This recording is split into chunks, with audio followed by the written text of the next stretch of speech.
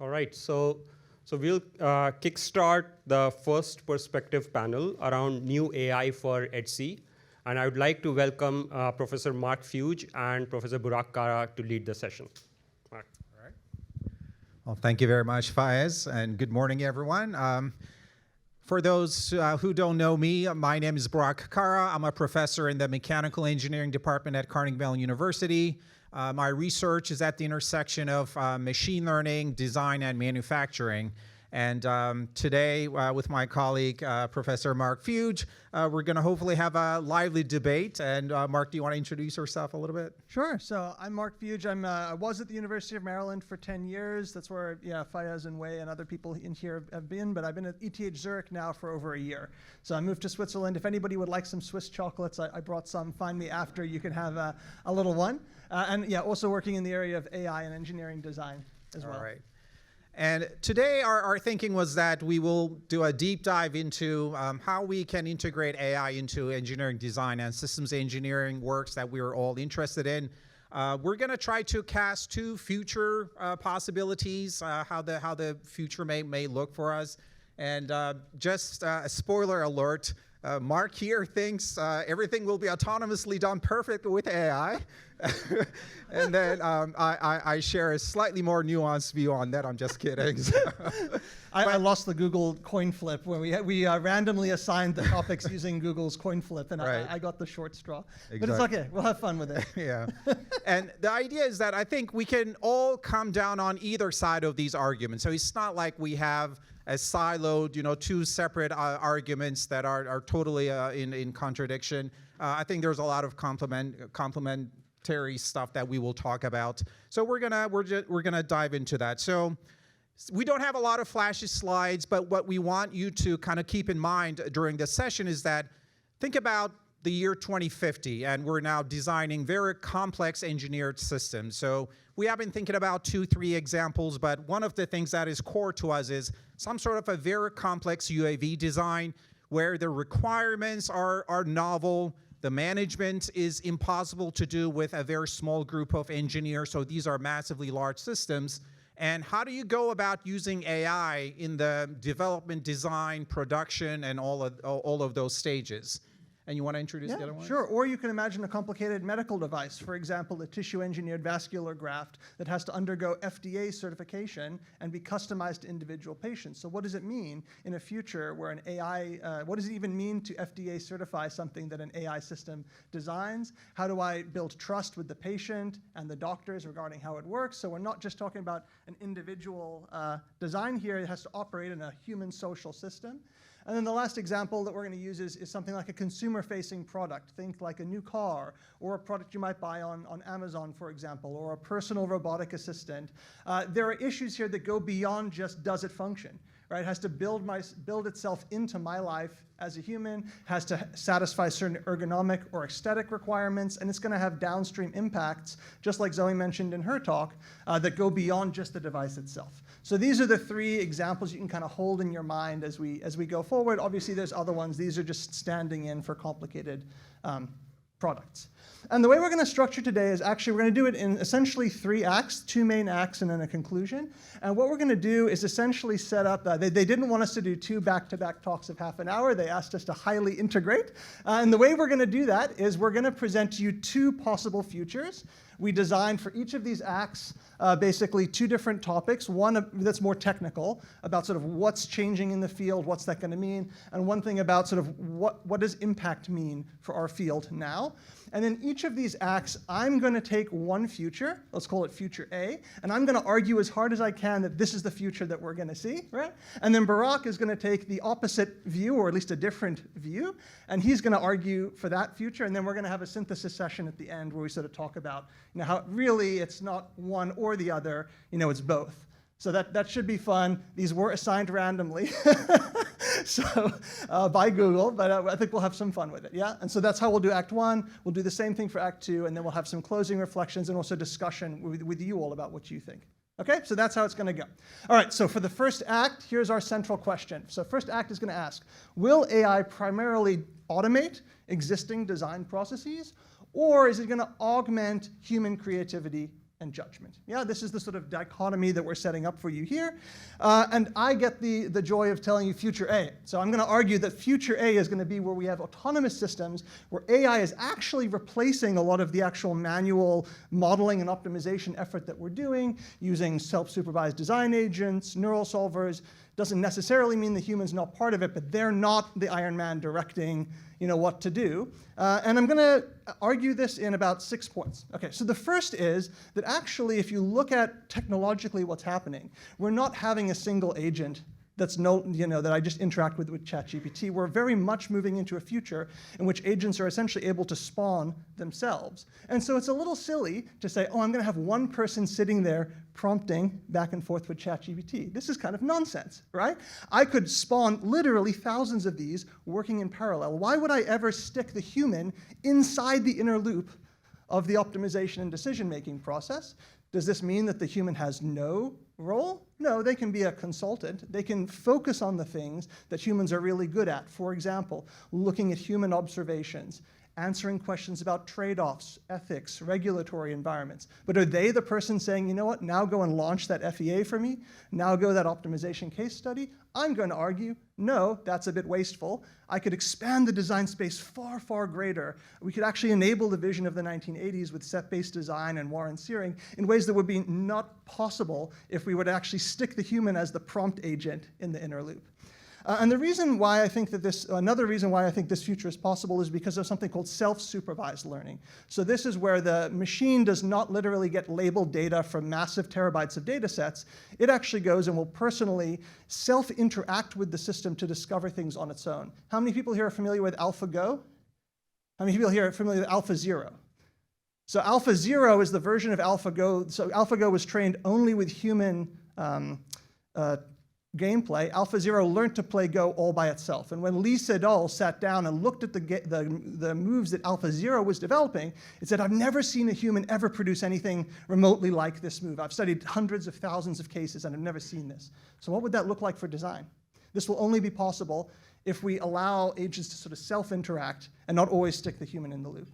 The last thing, and the next point I'll mention is this bitter lesson that Fayez mentioned, which is that compute is growing and growing. And it seems silly to sort of assume that we'll just be launching our existing solvers the way that they're currently envisioned. Highly accelerated GPU solvers, coupled with maybe the ability to launch traditional tools, will allow us to scale compute in ways that we currently do not imagine.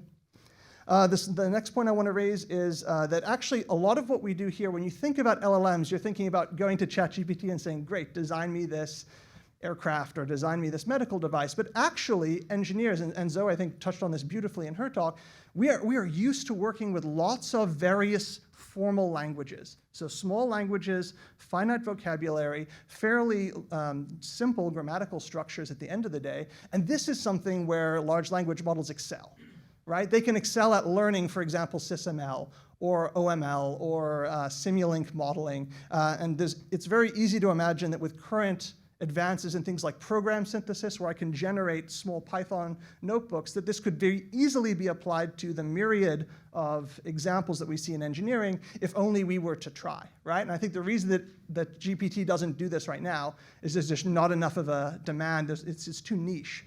But you're the people in the audience here that would be able to do this, right? So this would be very achievable and would allow them to essentially cross-coordinate and talk with each other's languages. The last point I would make for this future is that I think AI is going to have to play an important and increasing role in driving physical experimentation. So I don't think it's going to be enough for us to sit in computing labs. I think we're going to need to be able, like the Wright brothers, to allow AI to say, this model looks bad. This does not match the experimental data. What new experiments should we run? Whether that's carried out by autonomous systems or humans, could be either in this future, but I think we have to admit for the possibility that the simulators that we have, we need to be able to uncover their errors in the exact same way that we partner with experimentalists. And the final point I'll raise before we go to Burak is this exists already. This future exists already, just not in engineering. If you look at complicated software engineering products like Cursor, Windsurf, Codex, we're already producing websites and sort of custom tools in a weekend using multiple agents that are able to do this for software engineering. Now, what we do is maybe admittedly harder, I can say that because we're here in a safe audience, than software engineering, but it's not too hard to imagine a future where maybe 90, 95% of work could be done in this way. And this also exists for self-driving labs. I looked last night, CMU has bought out Bakery Square, that facility, and has put in a giant autonomous biology and chemistry lab space for anybody at CMU who wants to do sort of autonomous lab experiments. So what would that look like for our field? And I think we're getting there.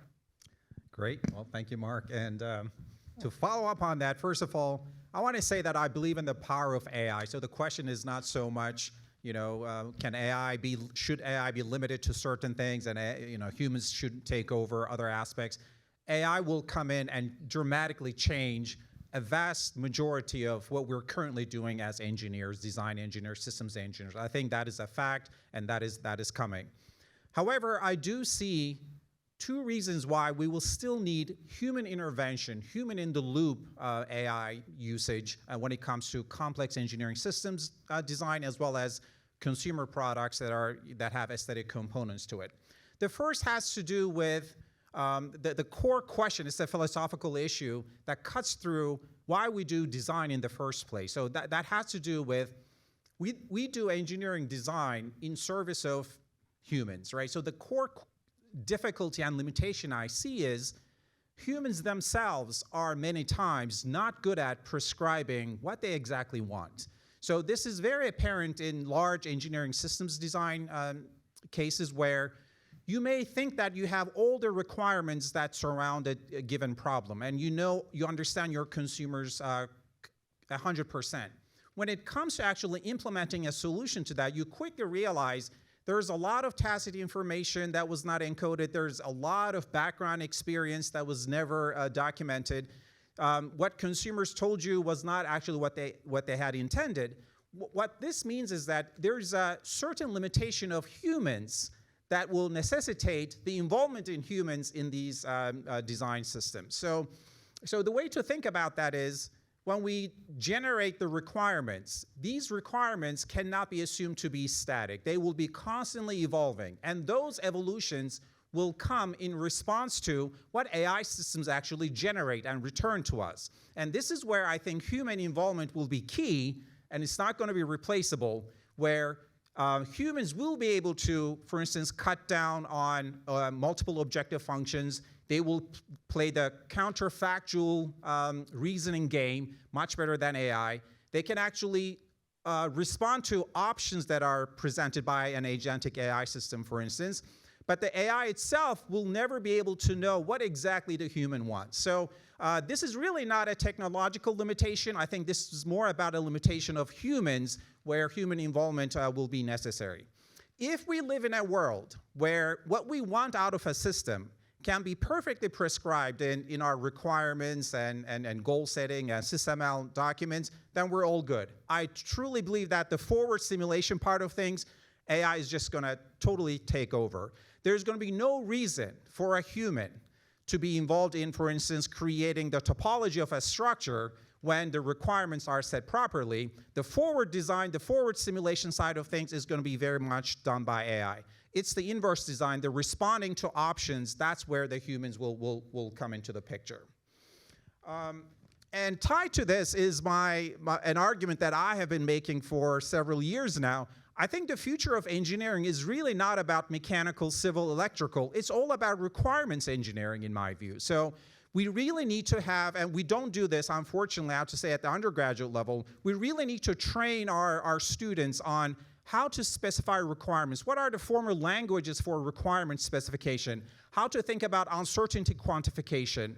How to actually take all the statistical information, prediction, confidence, and all of those, which actually tie into certification, verification, validation, and certification tasks. We are really not doing a very good job today when we're thinking about AI and these large complex engineering systems. And I think this is one place in which we can really change our training of the future engineers to really think about requirements rather than the solutions, the computational solutions to a given mathematical model. So anything that's mathematical, I think at least I believe that AI will totally dominate in that space. The other thing I want to mention was the VNV, the verification and validation cycle. This is something that I think we easily overlook, especially in mechanical engineering. When we think about capstone design courses, it is very easy to kind of push that under the rug because it's really not a core issue when we're dealing with toy problems, small-scale problems. But when the magnitude of these design problems get very huge, the VNV cycle becomes extremely important.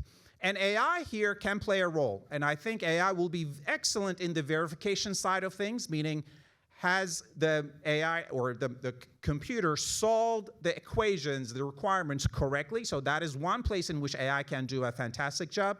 But it's the validation part. Has AI really solved the right problem? Were there problems that were not actually clear at the start of the project, and new problems, new constraints have emerged? How can we actually do that with AI? I find that to be an impossible problem currently. The second big issue that I see around excluding humans from the loop is it touches upon ethics and culture. So, put shortly, the buck has to stop at someone, not somewhere, but at someone, right? So when we talk about these safety-critical systems and in massively large systems where not a single team or a single individual can truly understand what's going on, we really have to have some sort of a certification and approval process that passes through the human. And think about yourself actually doing that. So you have all the AI power at your disposal. Your engineers have generated tons of simulations. You have some certainty, some error function that you're actually looking at and saying, okay, this is going to pass my check, right? And based on your computational models and the error checks on that, you're going to run some physical experiments, which is going to be much smaller in scope. And then you're going to say, okay, I can certify this. I'm going to sign off on this design. I find this to be a step that is impossible to fully automate. I think at some point, a human will be in charge, and that responsibility will be a key factor that we cannot let go of. Luckily, there's a lot of good developments from societies like the ASME Society. If you look at VMV 50, this is a new set of guidelines, procedures, and standards that people are working on for AI-driven systems, black box systems that make computational predictions. Now there are new standards that are coming into the picture, which is actually very, very fascinating. The one thing that I'll concede, however, is that when we compare this future of a human having to certify, today's picture is not that different. So it can be argued that when a top-level engineer is signing off on a document, there is some trust that that person builds in their engineers, right? So it is not that everything is flawless today. So what I'm trying to say is what persists today as a problem will continue to be a problem in the future. My final point on this is the aesthetics. So there's a real risk in using AI in an unlimited fashion where we're going to strain humans when it comes to design products, meaning that there's going to be a sameness fatigue where we will start questioning where the products that we're using, the products we're seeing, are generated by AI, and our default bias might be that, yes, this is AI generated. In fact, there might be a situation in which these car companies are going to be concealing whether they use AI or not in the design of their form factors, for instance. So why would that be the case? This is because I think we're now moving in a direction where people are really strained of watching all these fake videos, not being able to tell the difference from reality and fake. So there's an AI fatigue that is actually setting in the current culture. And I think we need to be very cognizant of that. And this is another place where we cannot replace aesthetics, culture, art, and the notion of awe with computers. Great. Okay, so those are two futures that we've presented to you, hopefully a little bit diametrically opposed. What we're going to now do is have a conversation between the two of us for the remaining 5 minutes that we have for the act, where we sort of push back maybe a little bit or even build some shared directions. Yeah? Great. So would you like me to start, Burak? Sure, yeah. So I mean, I think one area where our two futures differed here was a little bit was exactly what role the human is playing in terms of directing action from the AI agent, right? The one I present, they're sort of a consultant, and in the one that you present, sort of they're doing maybe some of the verification and checking. I guess where do you see the downsides in that trade-off? I think we may not be that far apart in that thinking. I think I do see humans actually orchestrating significant decision points. In fact, there's a lot of literature that shows that humans are very good at picking from a set of options, but not necessarily generating novel options. So I think now where I see where we can actually converge is this notion of AI generating multiple different options and then down selecting from that by itself, but still letting the final user actually make the decision on which pathway to follow. In fact, if you look at today's agentic AI systems, if you have used ChatGPT in the agentic AI mode, if you have a complex problem specification and then you start interacting with it, you will see that there at multiple points, the system is asking questions back to you because it doesn't know in what way your preferences are aligned, so it has to know that information from you. So for those types of questions and answers types of situations, I do see the role of humans irreplaceable. Great. And then, yeah, I mean, I guess another question that sort of also differed a little bit was the role of sort of AI replacing existing tooling that we have versus AI sort of supplementing or calling maybe function tools from existing ones. So I think in the vision that I laid out, right, there could be a case where you're sort of tool calling, right, where I can call an existing MATLAB script, for example, or I could say, well, you know what, actually my neural PDE solver is good enough for this level of uncertainty. I'll just call that directly. Do you have any pushback to that? I actually don't have a pushback. I'm happy to report that. I'm not even concerned about that because I truly agree with the notion that what we're currently working on, scientific PDE, AI, solving PDEs, that is one option over classical methods for mathematical equation solving. So yes, there's a lot of work in scientific machine learning and PDE solving, but it is now we're at the era of agentic AI, meaning that these are systems that can pick which tool to use. Should they use a surrogate model? Should they use a classical high-fidelity simulation? And both solutions, in my view, are acceptable. So yes, we need advances in all fronts, but when it comes to which tool should be used, I think we're now looking at tool-augmented AI and agentic AI systems, and now our discussions should be all around that. I'm not as concerned about, for instance, the precision of surrogate models and so forth, because there's always going to be a complementary kind of feedback coming from the high-fidelity classical methods that will complement the AI-driven methods. So I'm less concerned about that. Great. So I think one thing that we share, I think, after this discussion is that, yes, there's a future in which I think I really liked actually Zoe, I've never seen it sort of expressed that way, but in her talk where she had sort of these different layers where the AI was doing some part and the humans were doing some part. I think, both of us, I think, would resonate a little bit. Hopefully I'm not speaking, for you, but I think we both would resonate with this notion of it's not an either or, right? There are going to be some problems where actually just let the agents run. You need me to cat up a bunch of files and mesh them. There's no reason a human needs to sit down and do this. But then they're going to be very safety critical or ethical or aesthetic or other preference related questions where it's going to be extremely difficult potentially to have an AI agent directly do that. And we would need to sort of navigate this continuum of AI tool use, and that's actually where people in this room could really help us sort of research and identify that. So now we'll move to the next act. All right, so the next act is on a different topic. All right, so this is really more about impact. So second act is going to be on how should we define and measure meaningful progress as researchers or in the field in AI-driven engineering design or systems engineering, right? What does it mean for us to make impact, especially when we have all of these tools that are happening? So I drew the future A again, which is, okay, I'm going to advocate that EDSE research, really our goal is to do fundamental AI research and measure progress, among other things, and measure progress through benchmarks and data sets, things that are easy to compare and can allow us to make sort of rapid technical gains. And I'm going to make a couple points to this. Okay, so in terms of why we should be doing fundamental AI research and not just applying AI research to existing problems is because if we go down this route, and we sort of seed the intellectual ground, which is actually thinking about developing, let's say, new algorithms, new ways of dealing with data, then we will always be defined and confined by the advances in other fields. So if my only good job is to go to CVPR or NeurIPS, take the latest paper and apply it to my water desalination device, then I'm going to be stuck with whatever algorithms they develop for classifying image segmentation, for example.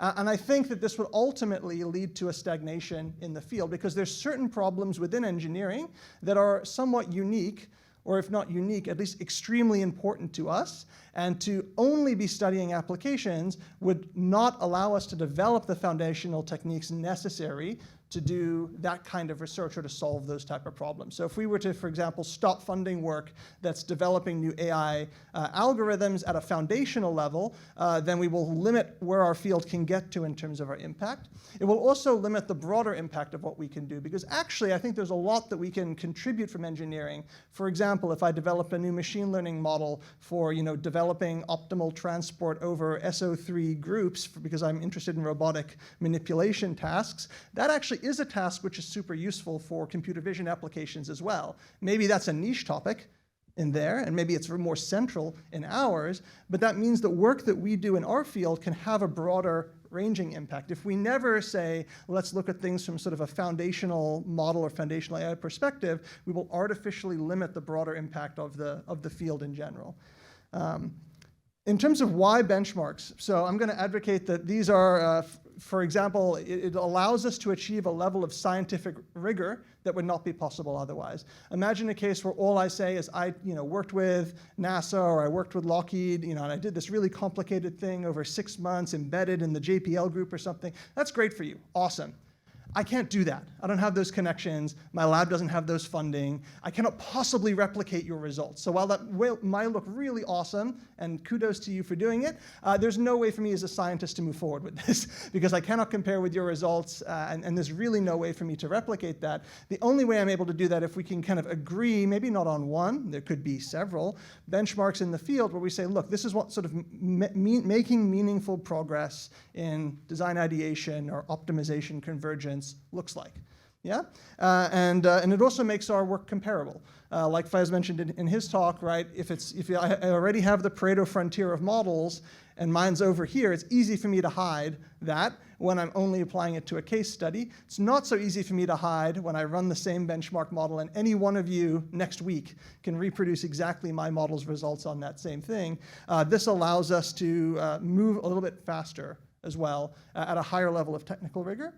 And then lastly, but I would actually argue most importantly, is by having things that are sort of easily comparable, especially if I can install them or run them within a day, for example, this draws in a bunch of new people into the field, right? I love all of you, this is great, I love being kind of like chatting here, but if I can get, for example, half of the people who attend any one of the machine learning conferences interested in design problems, we will solve so many more design problems than if it's just us here congratulating ourselves about all of our awesome papers. And I think a key way to do that is to make more accessible the ability for others, and especially new people, to come in, contribute, and work on our problems. And that will ultimately create this rising tide that floats all boats, and will make he who shall not be named able to advocate for more funding, because there's all of these awesome ideas that we cannot possibly get funded. And I think that it'll be painful for us initially, but I think the impact on the field will be wider. All right, well, thank you, Mark. And I want to start my rebuttal to that by saying I do agree that benchmarks are absolutely necessary, but they're not sufficient.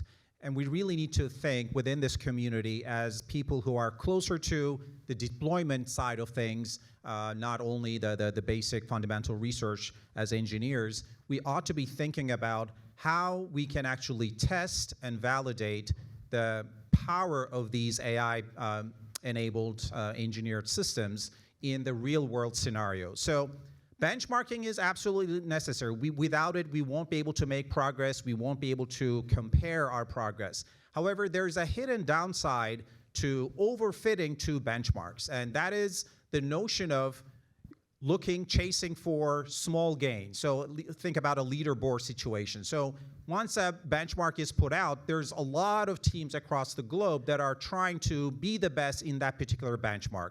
A lot of advances have come through in CVPR, for instance, through computer vision, through these types of benchmarks, and I'm so glad to see that we're also doing this as a community.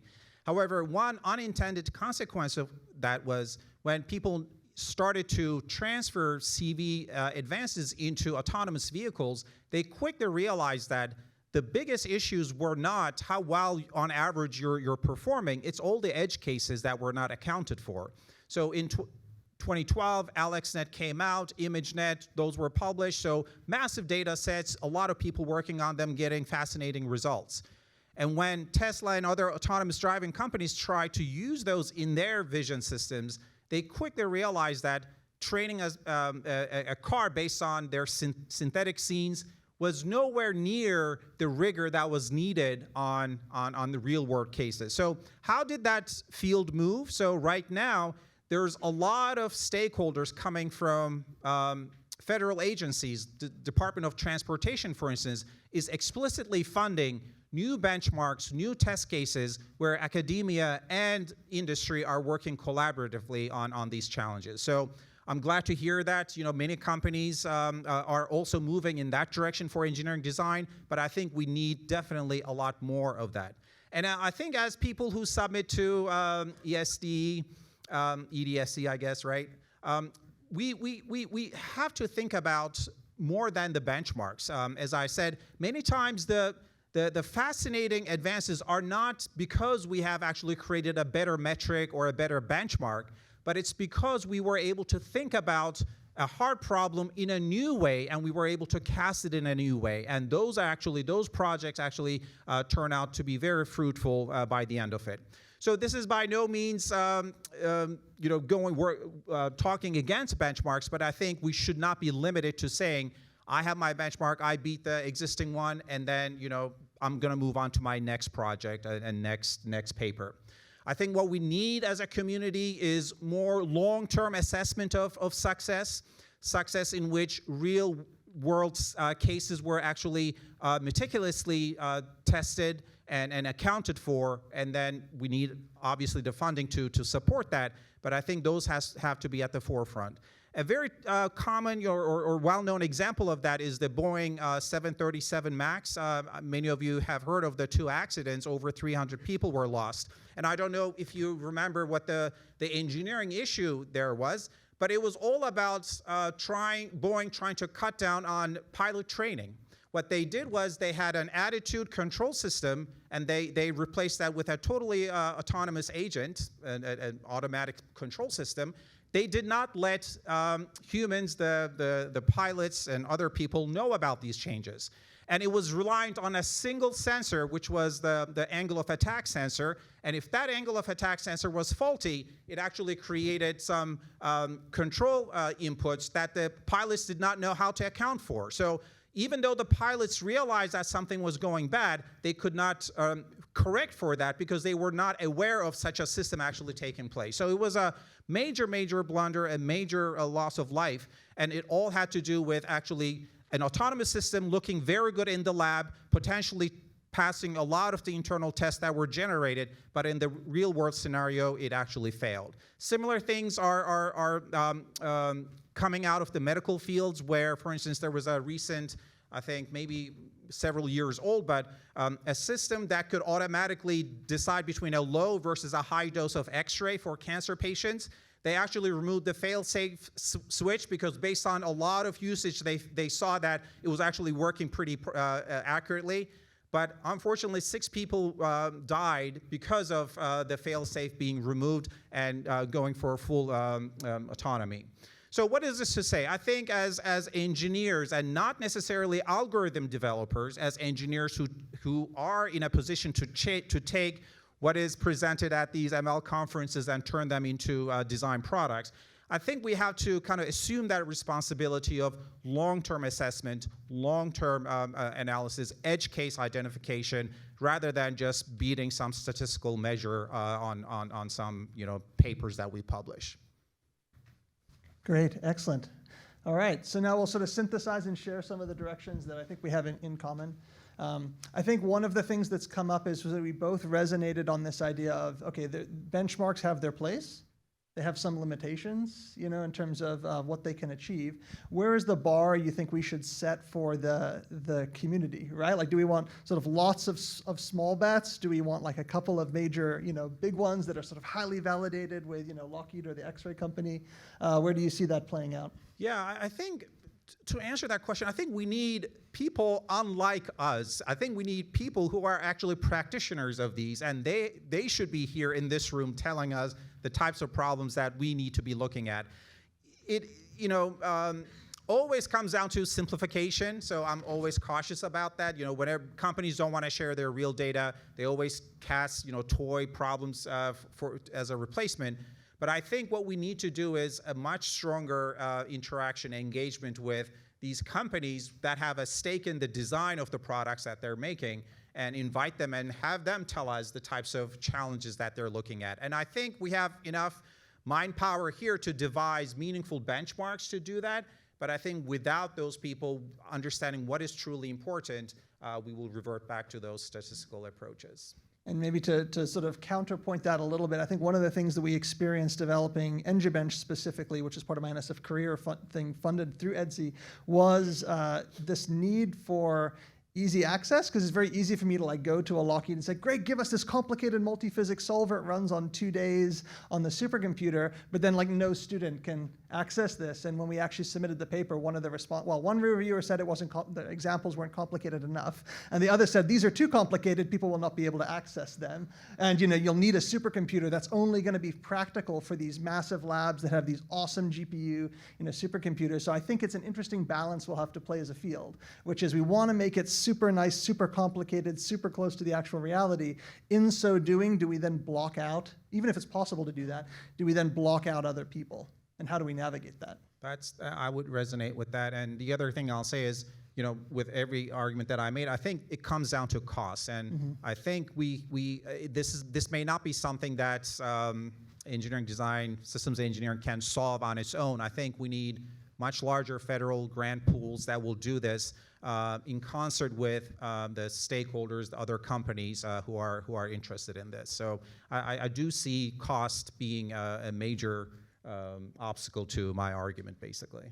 And I think the other thing that came up, you know, when we were sort of debating these two different points is the role of the individual researchers in this room. You know, are we the people who are sort of trying to publish in these sort of AI-centric venues with new models and algorithms, or do we say, look, I mean, that's kind of a repeat of effort, you know? We'll, poor Harrison here get an email saying, well, yeah, you developed this awesome thing, but I was funding that anyways in SICE. Why are you doing this? You should be out there, you know, addressing actual problems with real people. You're repeating effort that should be done there.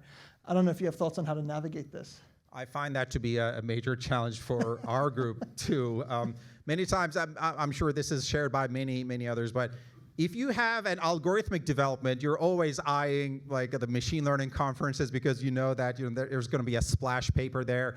But if you're basically doing like off-the-shelf implementation to an interesting engineering problem, maybe it goes elsewhere, but that type of attention always exists. You know, are we doing core algorithmic development, or are we able to connect the puzzle pieces where we go from something that has been published recently and see a problem that's actually in need of that solution, and we are the first to actually get to that connection.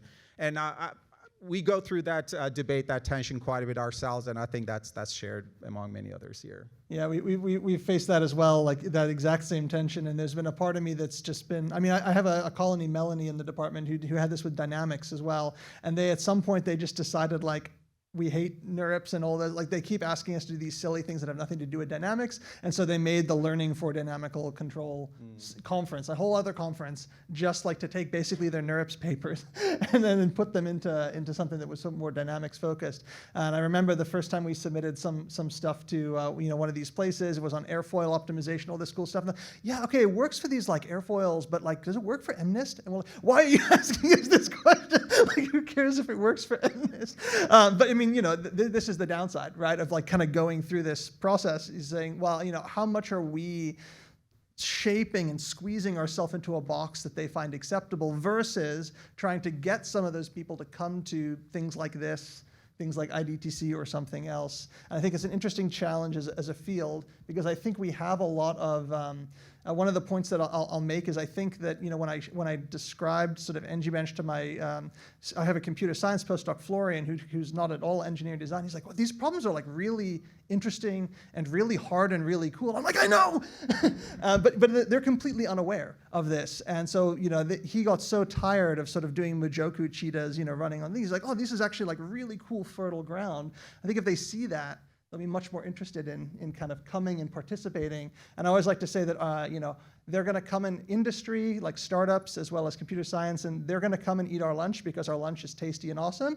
But we have to be aware that they're coming. And I mean, I think that, you know, whether or not we engage with them or whether we say, no, never mind, there will be companies and people working on papers exactly what we do here. The question is, where do we put the center of gravity? And I think that's a choice we'll have to wrestle with as a field.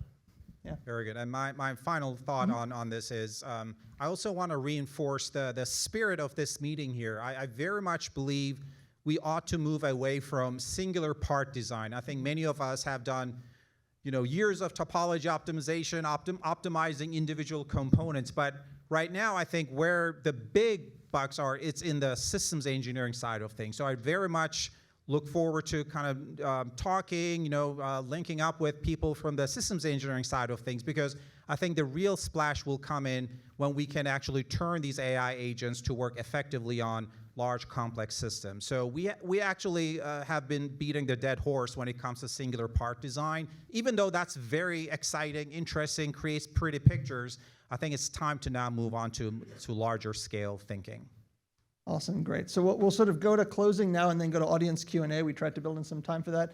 Were there any points that you wanted to, or you want me to go ahead first? I rest my case. Oh, okay, great. Yeah, so basically just to build off of some of the stuff that Burak said, I agree wholeheartedly on the single part design versus multi-part. I think I would absolutely do that. I would also push the community to move closer to building actual stuff.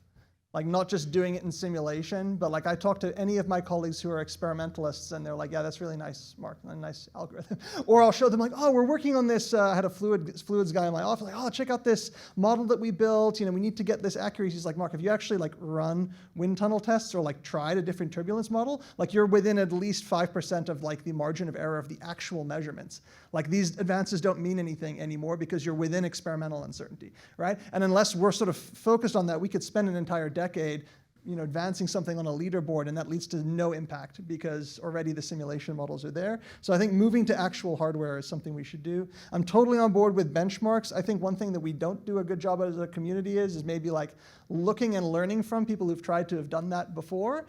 And trying to say, well, if other people have done benchmarks, how can we adapt some of their best practices for that? I'll do a sort of shameless plug. I put in a new session for DTM this year, which is on the science of benchmarking. So if you're interested in this and submitting papers to sort of discussing not a benchmark, but like how should we actually do benchmarking, please submit to that. And I would also advocate for growing the tent. I think we need more people interested in the community. That helps Harrison out. That helps everybody out. The more people we can get coming to our venues or at least working on our problems, the better. Yeah, lastly, just I think this is such a fun time to be alive. Like I remember back when I would like to say I started as an assistant professor in 2014. I like to think that I was doing machine learning before machine learning was cool, but actually he was because I took his classes at undergraduate. So you're like the original OG. But I remember back then it was like you'd get laughed out of the room doing any AI machine learning stuff back in 2014. Like people wouldn't call you back for job offers. And now it's like such a fun time to be like so many people. I think we can now really kind of up our accountability for what we think of as sort of rigorous work in this area in ways that were not possible 10 years ago, but also create sort of a supportive community where we're all growing together. And I think this is a wonderful time for you all to meet each other and to sort of really build and grow this area in such an exciting time. So thank you for that. Okay, that's it. Thank you.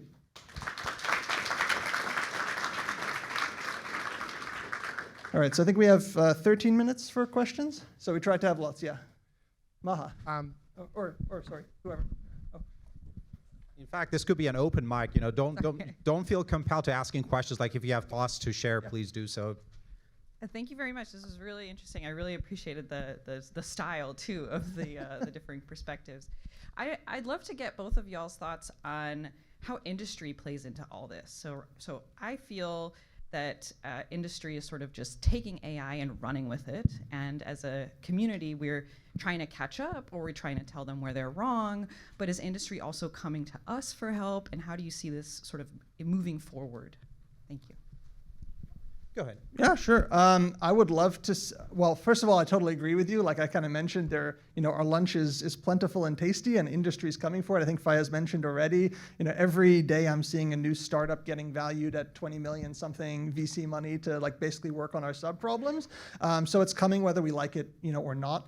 And I think the question is, what role do we play at that table? Do we sit in hey, you haven't cited this paper from the 80s? I don't think that's going to be effective. I think it's going to be like, great, awesome, like, thank you for coming. What can we do together? And I think part of that is to build on Burak's point, kind of inviting them in to say like, yeah, what are your hard problems, right? Like it's kind of, I'm not saying this, great workshop, love you all, but like it's really weird that we don't have any industry people here.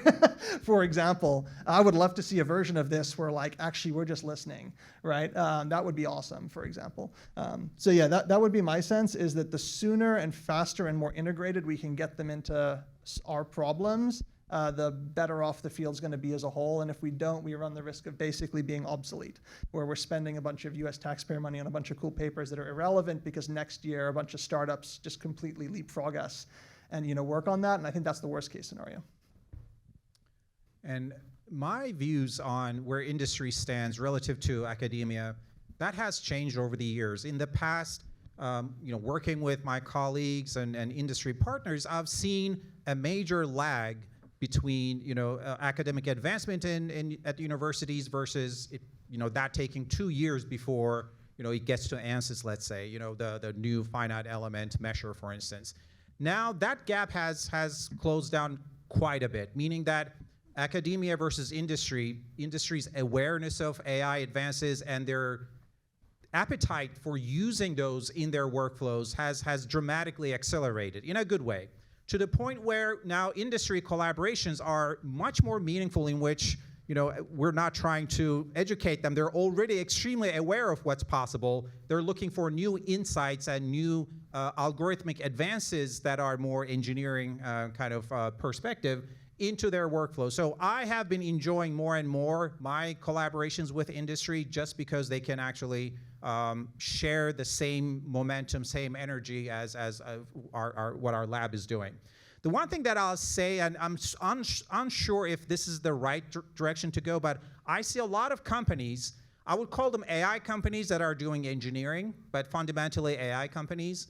A good example is Physics X. I hope there's not a rep from Physics X here, but I do see, their whole thing is simulating millions of airplanes, basically the wings, and getting their aerodynamic responses. So they're building a company, so they're betting on this notion of purely data-driven approaches to CFD, basically, is what they're trying to do. What I worry about that is it's going to be very specialized, meaning that the utility of the surrogate model is not so much what you can do across similar designs, but what is going to be the value of the surrogate model where my design is completely different than what I had designed in the last 10 years, for instance, because my requirements have changed. And my fear is that for those types of situations, this purely data-driven approach that can solve a problem very fast, but in a very narrow domain, may not be as successful. That said, I do see a lot of power in foundation models where you actually pre-train large systems that can be fine-tuned in different ways. I do see them to be much more promising in the future. Right. Okay. I had one question. Very, very interesting talk. Thank you so much. Do you think there are problems that the industry will not solve because it goes against their bottom line, which is to make profit? And that's maybe where NSF should be spending money on. The immediate word that comes to my mind is workforce. Yeah. So are we replacing engineers who have decades of experience in meshing? For instance, let's say the notion of pins really took off, right?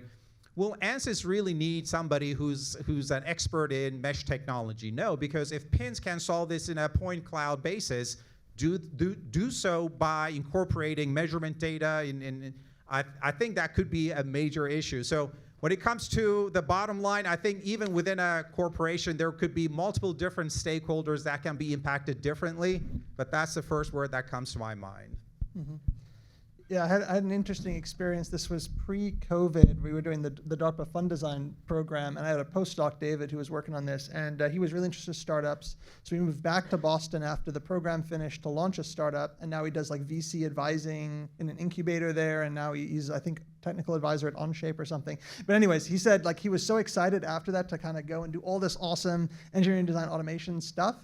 And I think from an industry perspective, what he said was most frustrating was that when he went to sell stuff to companies, they weren't interested in like the future of what AI could do for them. They were interested in like, what problem can I solve today that I can give you money for? And there isn't a Venn diagram, but I think, a lot of the stuff we envision here, some of the straw men that we put up here are nothing close to what industry is like literally struggling with today. And I think we have an interesting balance to take, because I think some of that we should be solving those problems at the same time. Autodesk or NTOP or other places, they're solving that already. So I'll always ask my question, I always ask myself, if I was to sit on my hands and do nothing for the next 5 years, what problems would be solved anyways by other people who are smarter than me? And I don't work on those problems because I know that the industry is going to do it or somebody else will. We should be thinking as university researchers, we're sort of the last bulwark against the future. I mean, like we shouldn't be solving problems today. So about 2 or 3 years ago, I basically said, I will not work on PDE-based approximators or text-to-CAD, because I knew those would be solved within about 3 to 4 years, and that's roughly where we're very close, getting there close. Other people will work on it who are smarter than me, so I'm not adding value there. And I think we should reflect on this as a community. Just because I can work on a problem right now and get my IDTC paper and you satisfy my program manager because it's an extra line on my report for NSF at the end of the year, is this really how you want to be spending your life and taxpayer money? I'm not sure. Yeah, I think this is great. Thank you. I'll just add one more thing. So this community has done a lot of work on design for sustainability. And there are lots of, if we break it down into people, planet, profit, we are only talking about profit right now. We are not talking about the energy cost. We are not talking about the people part. Like I think you started out with a good question about what will AI do that humans don't know. But I think maybe the related question is what should or what would humans like to do that should not be automated? I don't know whether this is part of this community or somebody. I have some thoughts on this, but do you want to? I'll be willing to hear from others too. Yeah, true. We're not the experts here. Yeah, that's true. I don't know how much time we have, but I have quite a couple of probing questions to ask you guys. But the topmost of them is, one, I think we have to be realistic about what we're capable of doing. If you phrase our interaction with the industry as one that is symbiotic, that we work together collaboratively, then I think we have something to do here. But if you think we can compete with industry, I think we're deceiving ourselves. These guys are spending billions of dollars developing these foundational models.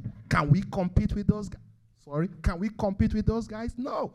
Which is why I think a large opportunity for us is where the gaps are in terms of the consequences, anticipated or unanticipated, of these models, which you call application. So that's number one question, which is more or less a comment. The second thing here is about, when you talk about even setting benchmarks, right? Who sets the benchmarks? I mean, we've had that consistently today, from the opening speeches to even your own well-executed conversation-style presentation. I liked it a lot. But who sets the benchmarks? We talk about uncertainty quantification. It's one story if you are limited to aleatoric uncertainty. I have a coin. I know it's either a head or a tail, right? So I know the geometry of the coin, and I can tell 50-50% it, right? Of a head or tail. Aleatorically, I don't know what's going to happen if I flip the coin.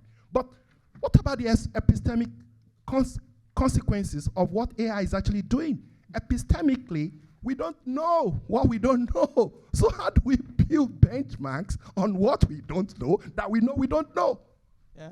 So there were two questions there. One about benchmarks, how do we build them, who decides, and then the first one on should we be competing with industry or collaborating with them. For the first one, I mean, I think I already said, I kind of agree that the reason I stopped working on sort of field prediction models or text-to-CAD was I was like, industry will get to this, like I'm good, I work on other problems now. Yeah, and I think it was precisely because of this that I saw like presentations from Autodesk 4 years ago, and I'm like, yep, they'll get it. I'm done. I mean, I just other problems, harder problems that they will not tackle. And I do think, I mean, that I don't want to be defeatist in any way, and there's really cool work that we've been doing in that area, so I don't want to downplay that. But I think that is something to think about. It's a system.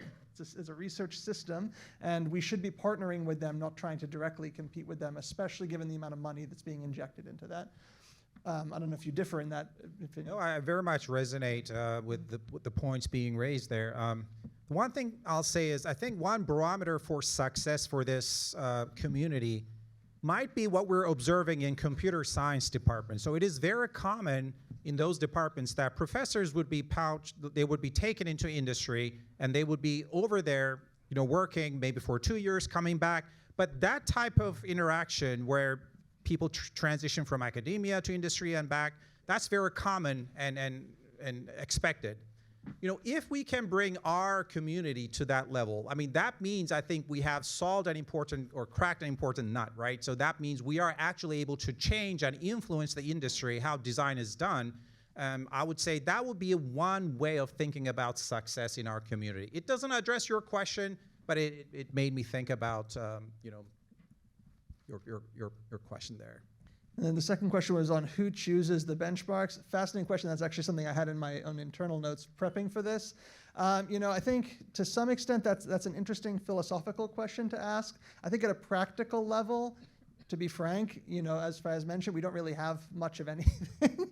And, nothing is worse than having bad stuff or, like at least, toy problems. And I think the practical answer is, frankly, whoever makes them first. And I think there's a computer scientist called David Patterson at Berkeley. I didn't know him well when I was there, but he did like RISC architecture, like all of the major computing architectures you've seen. And he has this really fun paper, which is titled, For Better or For Worse, Benchmarks Shape the Field. And I think that part of the for worse question is like, well, you set them, people are going to chase them. And that's going to come with ascendant downsides and positives. I think at a practical level, it's going to be whoever does them first. Not that that's how we should do it. Maybe here, you can tell us what we should do, and then together we could build it. That would probably be the best way, or to partner with industry. All right, I know we're at time now. Yeah?